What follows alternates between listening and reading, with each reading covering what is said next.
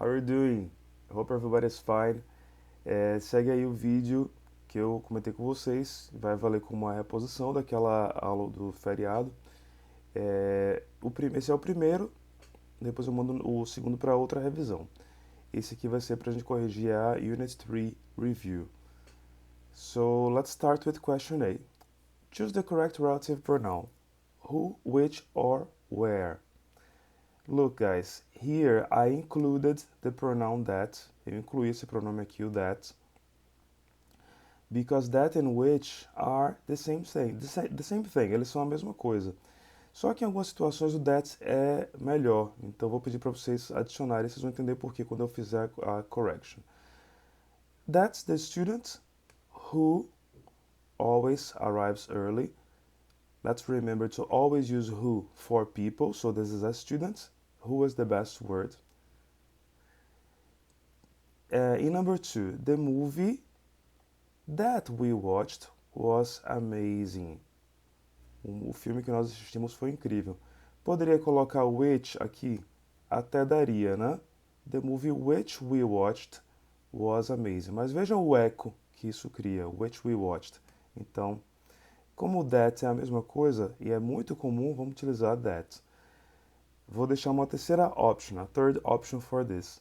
The movie we watched was amazing. Não sei se vocês lembram aí, em uma das nossas últimas aulas eu comentei com vocês que quando a gente quer falar que in English e aparece um sujeito logo depois, ó, que nesse caso aqui é we, it's not necessary to use this relative pronoun. So this is correct. The movie that we watched was amazing, or the movie we watched was amazing. Eu prefiro essa opção, então vou deixar aqui em branco mesmo. Se fosse na prova, se vocês percebessem isso, eu aceito também, tá? Se vocês colocarem, sei lá, um tracinho assim, só para dizer que você respondeu, você sabe que ali não precisa de nada. This is the park where I used to play as a child. A park is a place, é um lugar, so I use where. The man who works at the library is very helpful. Mesmo que em português você traduza mentalmente e pense o homem que trabalha, mas aí eu estou falando de uma pessoa, né? Eu sempre utilize who para pessoas. I love the restaurant which serves Italian food.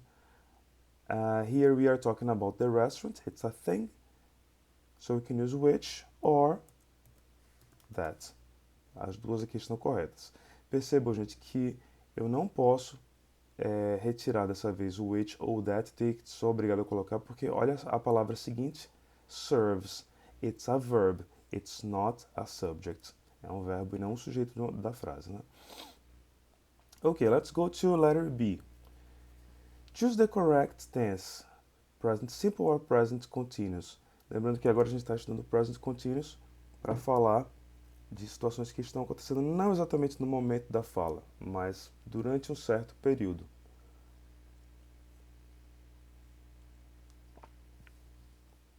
So she works as a teacher, but this week she is visiting her parents. This week indica o período, né? I always go to the gym on Mondays, but today I am studying at home. So today dá a ideia de um período. E aqui tem um best friend, a gente tem falado muito de best friend ultimamente, né? Os adverbs of frequency, always, never, sometimes, hardly ever, never, todos são best friends do simple present. Atenção a isso aí. They, poderia ser they live with their parents ou they are living with their parents se a frase terminasse aqui, mas a gente tem this month. This month indica um período. So, they are living with their parents this month because their apartment is being renovated. Está sendo reformado. He doesn't like coffee, he prefers tea. Aqui tem duas coisas que vão indicar para vocês a resposta. Uma é esse comentário, he prefers tea, he prefers a simple present. Vamos lembrar que os auxiliares da negativa do simple present são don't e doesn't, então tem que usar doesn't para he. Uma outra coisa é que o verbo like não é um verbo muito provável de a gente utilizar no present continuous. Verbos que indicam sentimento, estados, geralmente não são usados no present continuous. Então, é mais comum você falar don't like ou doesn't like do que isn't liking ou aren't liking. Isso soa um pouco informal e soa muito errado para algumas pessoas. Pode ser até aceito em algumas situações, tá? Então não estranhe caso vocês vejam esse slogan. O slogan do McDonald's já usou I'm loving it, né? Mas eu vou recomendar que vocês evitem utilizar para não soar estranho. Let's go to letter C. Complete the sentences using the verb in parentheses in the correct tense. Present perfect or past simple.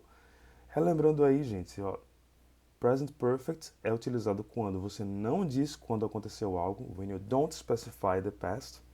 And past simple is the opposite. Use it when you specify the moment in the past. Então procurem para o past simple expressões como last week, yesterday, last, qualquer coisa que indique um ponto específico no passado. Para o present perfect, look for expressions, for example, yet, already, just, for, since, ever, que são best friends aí do present perfect. So number 1, I've watched that series 3 times. Eu falei a quantidade de vezes, não falei quando. Lembrando que I've watched que é a contração de I have watched. We bought a new TV last week. Simple past. The past of buy is bought. Aproveitei para lembrar vocês, gente, para dar uma revisada naquela listinha de verbos irregulares que eu já coloquei lá no grupo, que eu tirei inclusive do livro anterior de vocês. Lá no finalzinho do livro 2 tem uma lista de verbos irregulares que agora a gente vai precisar da coluna do participle também para fazer frases no present perfect. Have you finished your homework yet? Aqui você nem precisou colocar a estrutura toda do present perfect, porque uma parte já está aqui, né? O have já foi dado, já está invertido na frente aqui do you, porque é uma question, e tem um best friend of the present perfect here at the end of the sentence. Yet. Have you finished your homework yet? Lembrando também, eu tinha dado essa dica para vocês. Se vocês já conhecem um verbo no passado, já sabem que ele termina com ed, então vocês podem ter certeza que o participle desse verbo também é com ed. A explicação completa para o que é um verbo irregular são verbos que terminam com ed tanto no simple past quanto no participle. Caso o verbo seja irregular, aí vocês vão precisar consultar a lista ou saber de memória, né, que não é garantido que o simple past vai ser o mesmo que o participle. O passado e particípio de buy, por exemplo, são bought, né? Os dois, mas é uma coincidência, não é garantido. A gente precisa checar lá na listinha. Have you finished your homework yet? Yes, I have already done it. Participle of do.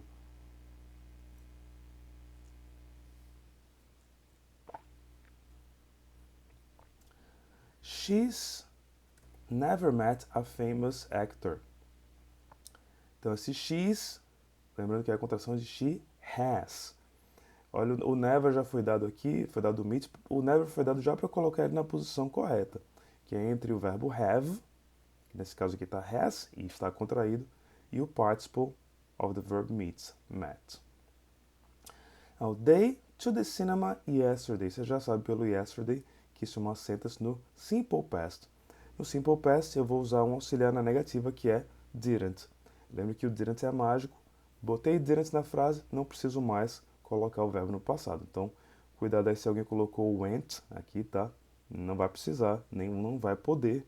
A gente vai utilizar didn't go. They didn't go to the cinema yesterday. Let's go to vocabulary. Complete the sentences with the correct form of make or do. Let's remember, guys, the explanations behind make and do. What's the difference? Both mean the verb fazer em português, but remember, make geralmente se usa para quando a gente está falando de preparar, produzir algo, fazer nesse sentido, né? E do no sentido de ações. geralmente. Tem outras situações em que isso não se encaixa, principalmente quando são situações mais abstratas, e a gente vai precisar memorizar, mas não tem para onde correr. Okay, so here, number one, we need to make a decision. For decisions, you use make. Algo que tem a ver com decisão e plano tem uma tendência a ser usado com make. My roommate hates to do the dishes. Interessante, né? Que aqui do the dishes é a ideia de lavar os pratos. É uma ação. Não é fabricar os pratos, né? Poderia falar make the dishes? Até poderia se eu tivesse uma fábrica de cerâmica que produzisse pratos. Não é o caso, né? Roommate aqui é colega de quarto, né? É aquele colega de quarto que não colabora. My roommate hates to do the dishes. She a lot of money working online last year. Simple past. So for money we use make. Last year is simple past, so let's use make in the past. She made a lot of money working online last year. I promise I will do my best on this project. Dá o seu melhor, dá o meu melhor. Em inglês essa expressão aqui, do my best, né? Então, expressão fixa, vamos utilizar sempre do my best. Choose the best adjective from the box. So we have friendly, expensive, crowded and historical. Lembrando aqui para vocês, ó, amigável, caro, lotado ou cheio de gente, histórico. The museum is a historical place where you can see old art. The concert was too crowded. There were too many people. Aqui está a definição da palavra crowded. There were too many people. Lembrando que concert não é só concerto de música clássica, né? Concert é para qualquer show. Qualquer show de rock, de pop, é concert. My new laptop was very expensive, but it is powerful. Meu novo laptop foi muito caro, mas é poderoso. And the people in my neighborhood are very friendly. Neighborhood means vizinhança.